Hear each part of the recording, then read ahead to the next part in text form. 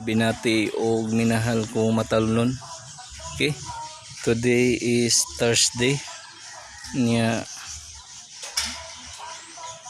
June 15, 2023. Okay, manig kahimtang sa tourism building guys, diri sa lungsod sa Matalom. Mao ni dapit nahimutang ni dapit sa Pantalan Asulay.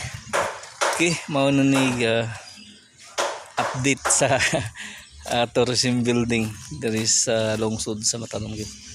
Ongoing pagtrabaho nga ni niya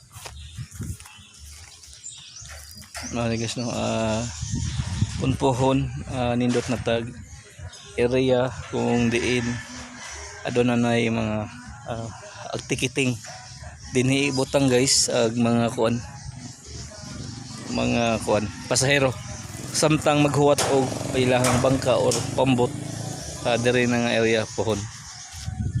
Okay, balikon ko ha, mao ni ang tourism building diri diri sa lungsod sa Matalom. Ako mang hinaot nga magtinabangay kita kanunay alang sa kayuhan og kalambuan sa lungsod sa Matalom.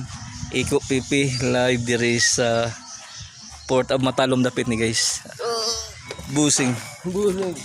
Okay. Sige na guys, madung ta kay napay trabaho guys. Balikon ko ang pagtinag ng maoy haligi sa kalambuan sa lungsod sa Matalom. Thank you o mabuhay kanatong tanan diri sa lungsod sa Matalom.